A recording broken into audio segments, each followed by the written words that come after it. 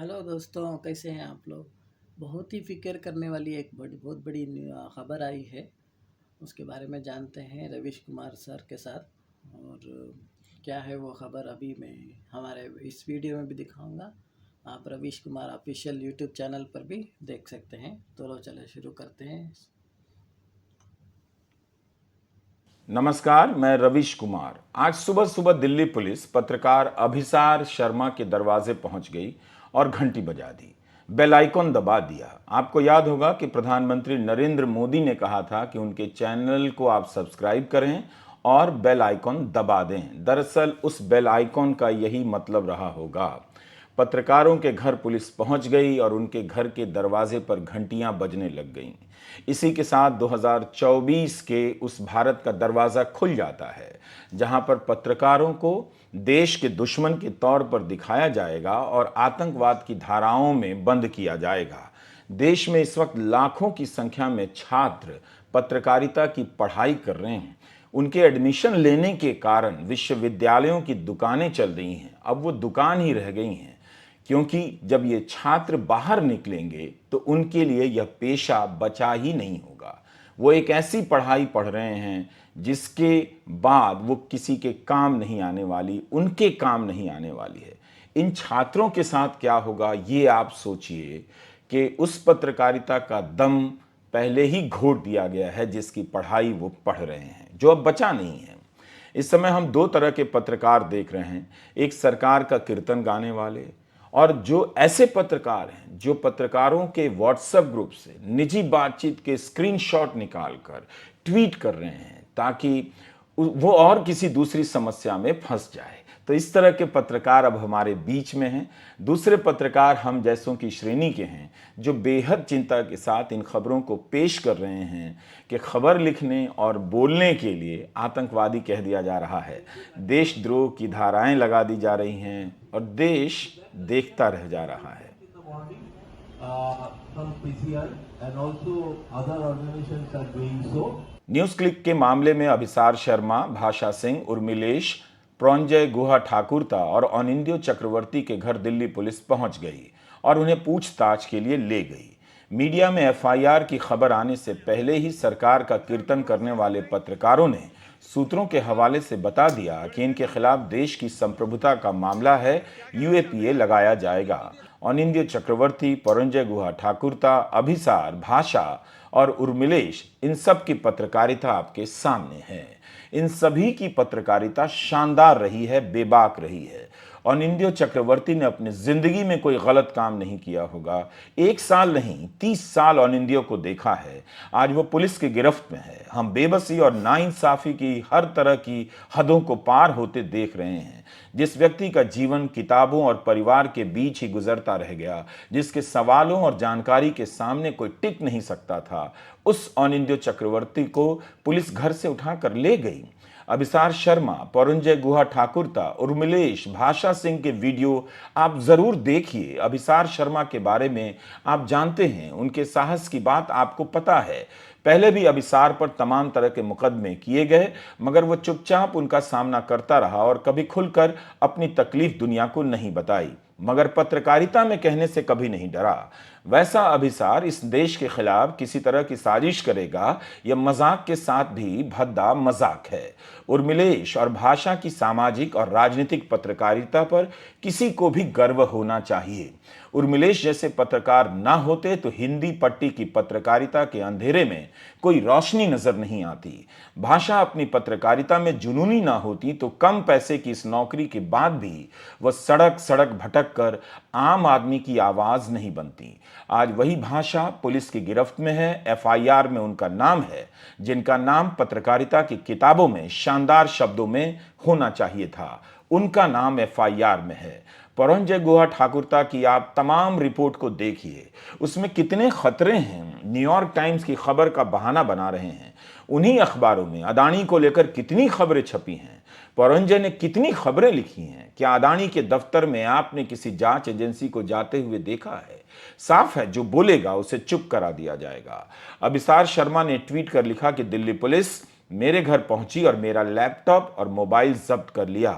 पत्रकार भाषा सिंह ने ट्वीट किया कि यह मेरा लास्ट ट्वीट है, दिल्ली पुलिस ने मेरा मोबाइल जब्त कर लिया है। Why they called you today? That question I cannot answer. मेरे पास ये सवाल का जवाब नहीं है। क्यों हमें बुलाया, ये दिल्ली पुलिस को उनसे सवाल उठाइए। आज सुबह 6:30 बजे हमारा घर में 9 पुलिस के लोग आए थे और हमसे बहुत सारे सवाल उठाया और फिर मैं यहाँ पे पहुँच गया हूँ और हमें कम से कम 8 लोग अलग अलग सवाल उठाया कि मैं एक भटनागर जी से बात करता हूँ क्यों यूएस में, तो बोला वो मेरा साला जी है, मेरा बीबी का भाई है। हमें ये पूछा गया कि आप सिग्नल का इस्तेमाल करते हैं, मैंने बोला हाँ हम इस्तेमाल करते हैं। हमें ये भी पूछा गया कि आप दिल्ली का जो दंगा हुई थी, हिंदू मुसलमान दंगा, आप उसमें रिपोर्टाज किया, बोला मैंने नहीं किया। आप किसान आंदोलन के ऊपर रिपोर्ट किया, बोला हाँ किया। तो ये सारे सवाल मैं सुबह यहाँ पे 8 बजे 8:15 बजे से हूँ और अब 6:15 बजे मैं अभी निकल रहा हूँ। तो अभिसार, अनिंद्यो, पोरंजे गुहा ठाकुरता, भाषा, आरित्री के घर पुलिस पहुंच गई। इसकी सूचना आने से पहले ही अंदाजा हो गया था। YouTube में आपको कई ऐसे वीडियो मिलेंगे जिसमें इनकी गिरफ्तारी की मांग की गई है और माहौल बनाया गया है। देश को बताया गया कि ये चीन से मिले हुए हैं और उसके पैसे से देश के खिलाफ कोई काम कर रहे हैं, जबकि इनका वीडियो सब कुछ YouTube पर आपके सामने है।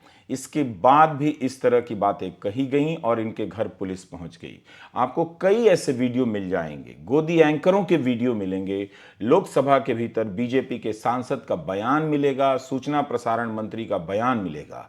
इन सभी से साफ हो गया था कि इन स्वतंत्र पत्रकारों से अब तकलीफ होने लगी है और आप जनता भी इस बात को नोट कर रहे थे।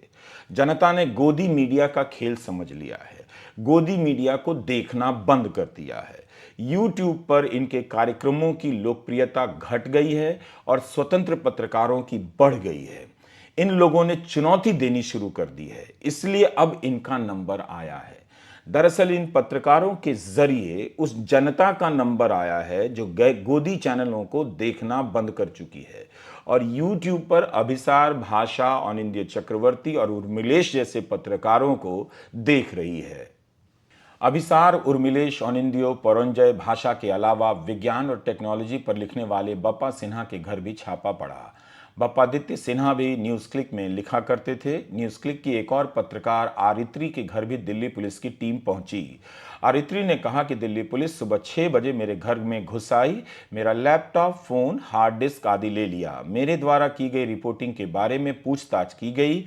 यह यूएपीए मामले से जुड़ा है। Great time to be journo, पत्रकार होने का यह शानदार समय है। संजय राजौरा जो एक कॉमेडी आर्टिस्ट हैं, उन्होंने अपनी कला से आपको हंसाया ही है, समाज और सरकार की व्यवस्था पर टिप्पणी की है। उनके घर भी पुलिस पहुंच गई।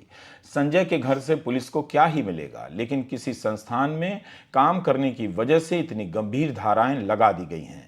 सुहेल हाशमी की उंगलियां पकड़कर न जाने कितने लोगों ने दिल्ली को देखा होगा, जाना होगा। उनके घर भी पुलिस पहुंच गई।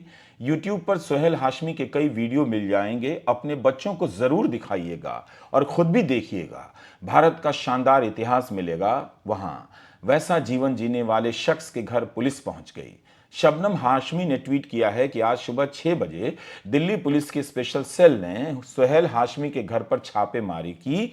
6 लोग घर और बेडरूम में घुस आए, उनसे 2 घंटे तक पूछताछ की। पुलिस ने उनका कंप्यूटर, फोन, हार्ड डिस्क और फ्लैश ड्राइव जब्त कर लिया। Prabir Purkayastha, Teesta Setalvad, tri continental India office, Sitaram Yechury के यहाँ भी छापा पड़ा, क्योंकि उनके स्टाफ के श्री नारायण के बेटे सुमित कुमार न्यूज़ क्लिक में काम करते हैं।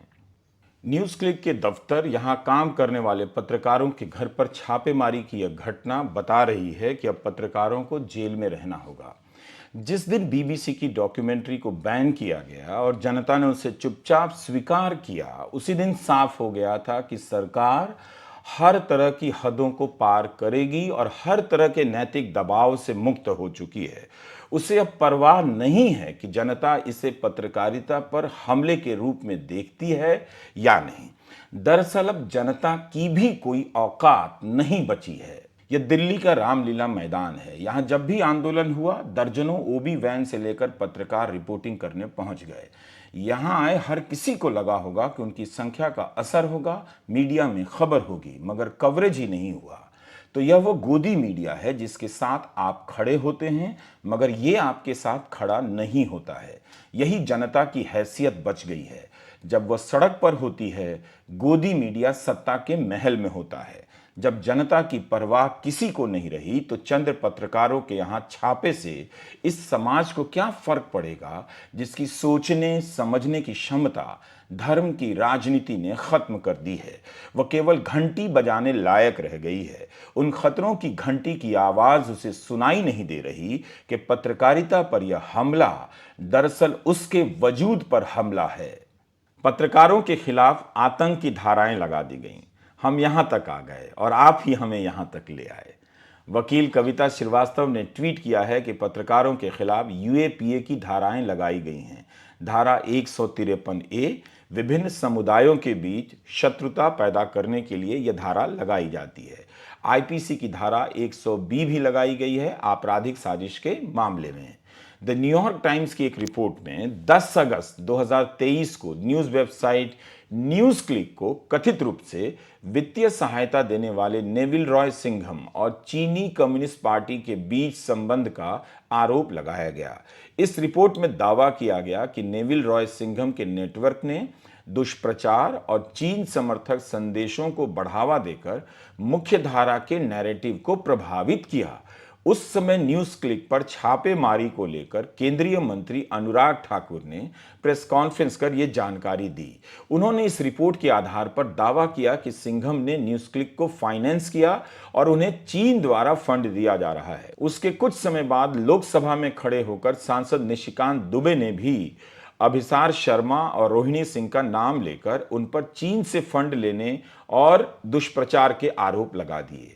मगर उस रिपोर्ट में न्यूज़ क्लिक को लेकर मात्र 2 लाइन का जिक्र था, जिसमें लिखा गया कि कॉरपोरेट के रिकॉर्ड से पता चलता है कि सिंघम ने न्यूज़ क्लिक को फंड दिया। न्यूज़ क्लिक ने चीनी सरकार की लाइन को अपने कार्यक्रमों में दिखाया। न्यूयॉर्क टाइम्स ने लिखा था कि एक वीडियो में न्यूज़ क्लिक ने कह दिया कि चीन का इतिहास मजदूरों को प्रेरणा देता है। केवल इस एक जिक्र के नाम पर आज पत्रकारों और इतिहासकारों पर रेड हुई है और पूछताछ हो रही है। इसके सामने आप अदानी पर आने वाली तमाम रिपोर्टों को देखेंगे तो कई गुना सामग्री दुनिया भर के पत्रकारों ने उपलब्ध कराई, मगर कार्रवाई क्या हुई आप जानते हैं, मगर फिर भी बेखबर रहना चाहते हैं।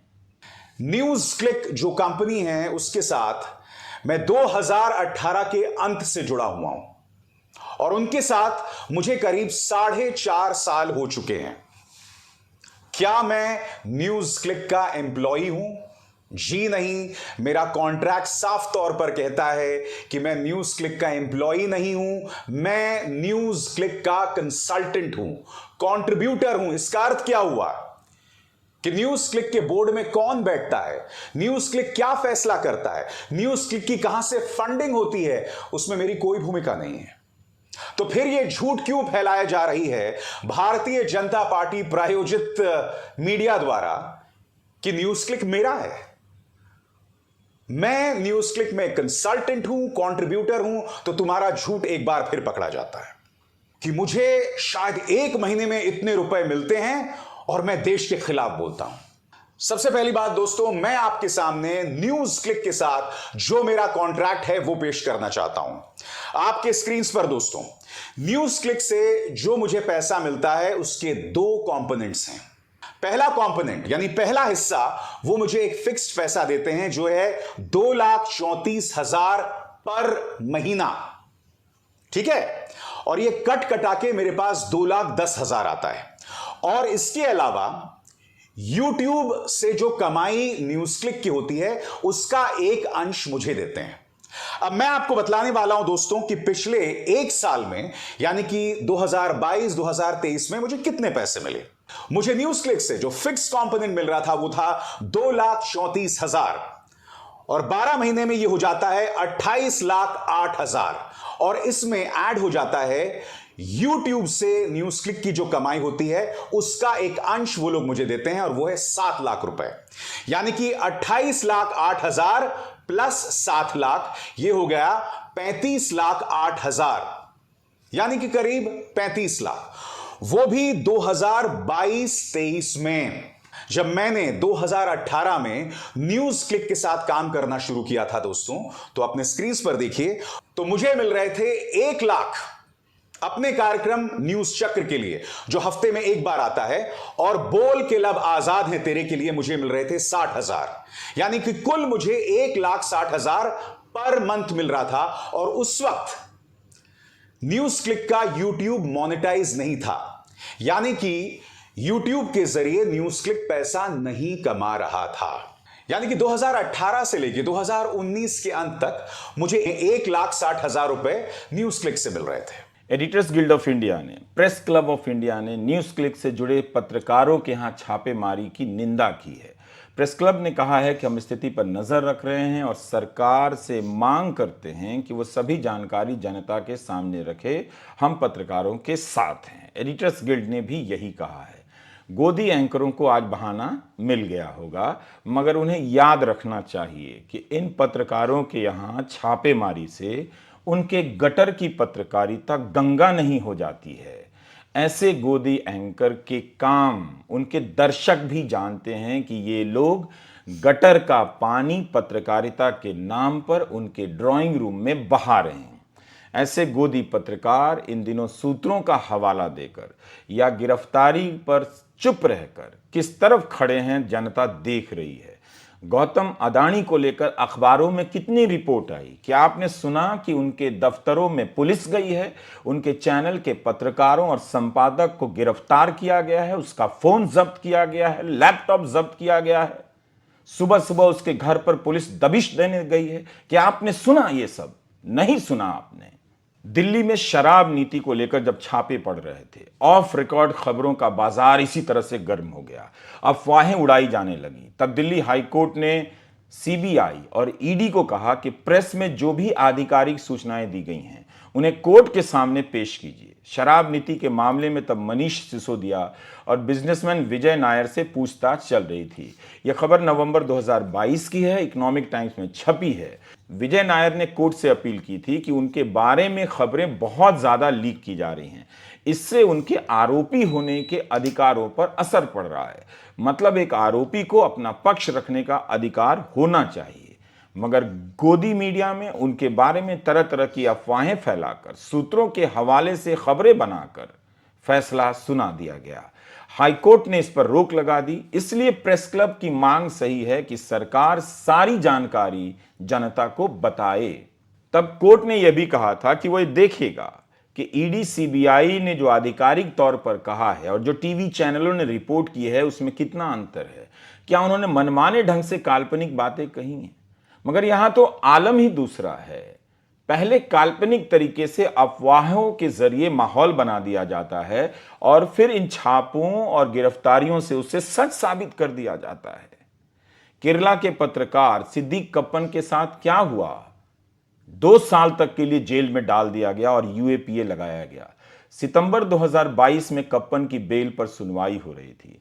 चीफ जस्टिस यूयू ललित और जस्टिस एस रविंद्र भट्ट की बेंच थी। कोर्ट सरकार की इस दलील से संतुष्ट नहीं हुआ कि कप्पन के पास जो दस्तावेज मिले हैं वो भड़काऊ हैं, जबकि इसी आरोप में वो 2 साल के लिए जेल में रखा गया। उनके पास ऐसे पैम्फलेट थे जिस पर लिखा था जस्टिस फॉर हाथरस विक्टिम। क्या ये अपराध है? जिस दिन सिद्दीक कप्पन को जमानत मिली उस दिन कोर्ट ने कहा था कि हर किसी के पास बोलने की आजादी का अधिकार है और क्या सरकार की नजर में इंसाफ की मांग करना आपराधिक है?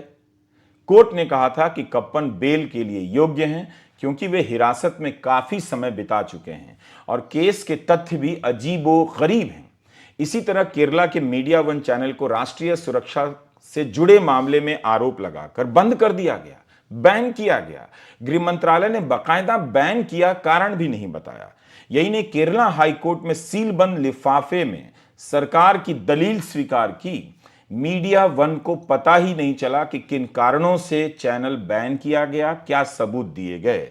न्यूज क्लिक पर भी यूएपीए लगाया गया है। इस मामले में अप्रैल 2023 में फैसला आ गया। करीब 1.5 साल का समय इस प्रक्रिया में बर्बाद भी हुआ, लेकिन आखिर में सुप्रीम कोर्ट के सामने सूचना प्रसारण मंत्रालय की तमाम दलीलें धाराशायी हो गईं। इसलिए मैं इन बातों को बता रहा हूं कि इस वक्त जो कहा जा रहा है वो पहले भी दूसरे मामलों में इसी तरह से कहा गया, जो बाद में जाकर फर्जी साबित होती रही।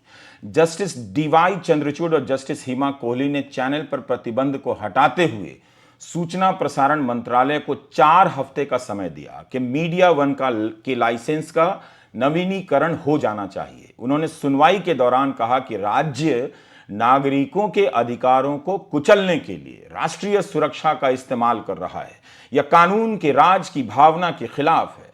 राष्ट्रीय सुरक्षा का मामला भर हो जाने का मतलब यह नहीं कि राज्य बराबरी और तटस्थता से काम नहीं करेगा। बंद लिफाफे की प्रक्रिया अपनाने से याचिकाकर्ता के अधिकारों का हनन होता है। हमने सिद्दीक कप्पन, मीडिया वन का उदाहरण इसलिए दिया ताकि आप देख सकें कि उर्मिलेश, अभिसार शर्मा, अनिंद्यो चक्रवर्ती, आरित्री, परंजय गुहा ठाकुरता और भाषा सिंह के यहां पुलिस के जाने और यूएपीए जैसी धाराएं लगाने का क्या मतलब है, इतिहास क्या है, एक न्यूज संस्थान पर यूएपीए क्यों लगाया जा रहा है। 28 अक्टूबर 2021 को सुप्रीम कोर्ट के जस्टिस अजय रस्तोगी और जस्टिस अभय एस ओका की बेंच ने कहा था कि किसी आतंकी संगठन को सपोर्ट करने या उससे जुड़े होने के कारण आप किसी पर यूएपीए नहीं लगा सकते। कोर्ट यूएपीए की धारा 38 और 39 पर सुनवाई कर रहा था, जिसमें 10 साल की सजा का प्रावधान है। हिंडनबर्ग और उसके बाद ओसीसीआरपी की रिपोर्ट में अदानी के ताइवानी नागरिक चैंग चुंग लिंग के रिश्तों पर विस्तार से छपा है। अदानी समूह से जुड़ी कंपनियों में निदेशक और शेयर होल्डर के रूप में ये मौजूद हैं। रिकॉर्ड से पता चलता है कि अदानी के शेयरों के खरीदने बेचने में इन लोगों ने जिस फंड का इस्तेमाल किया, उस फंड पर भी कथित रूप से अदानी परिवार के वरिष्ठ सदस्य का नियंत्रण है। वरिष्ठ सदस्य का नाम गौतम अदानी के बड़े भाई विनोद अदानी बताया गया है। ये सभी बातें सामने आई कि चैंग का सिंगापुर में वही पता है जो विनोद अदानी के घर का पता है। क्या जांच एजेंसियां चैंग चुंग लिंग के घर गई छापा मारने, पूछताछ करने गई? क्या कोई कार्रवाई हुई भी? तो सबसे पहले सवाल उठता है, ये जो पैसा यूज किया जा रहा है ये किसका है?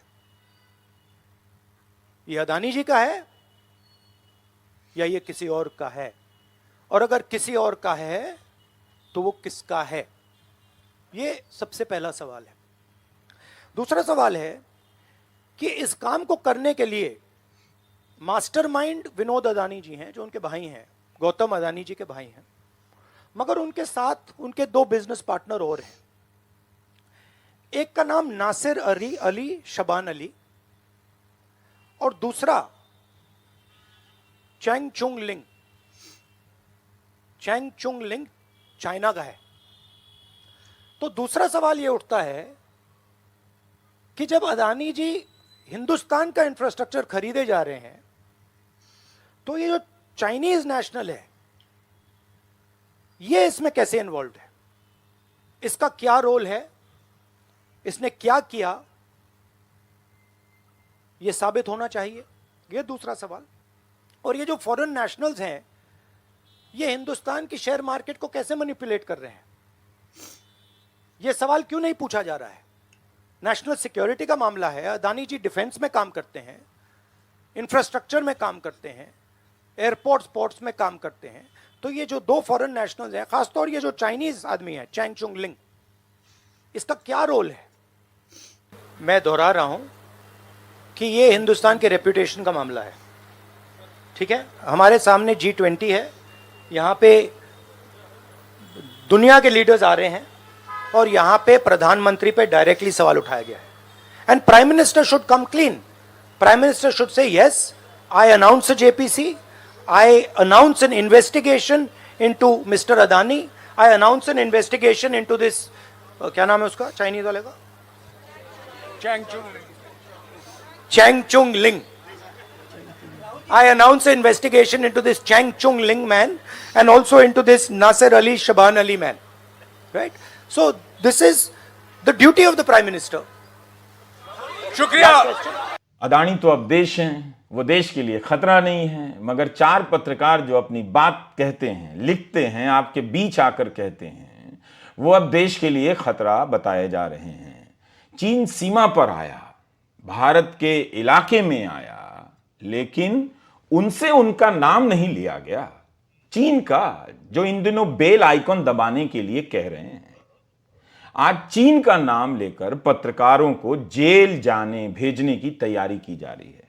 दरअसल यह आप जनता का सामान बांधा जा रहा है. 4 पत्रकारों के सहारे आपको चुप कराया जा रहा है और इस देश को तमाम जरूरी खबरों से भटकाया जा रहा है. नमस्कार, मैं रवीश कुमार.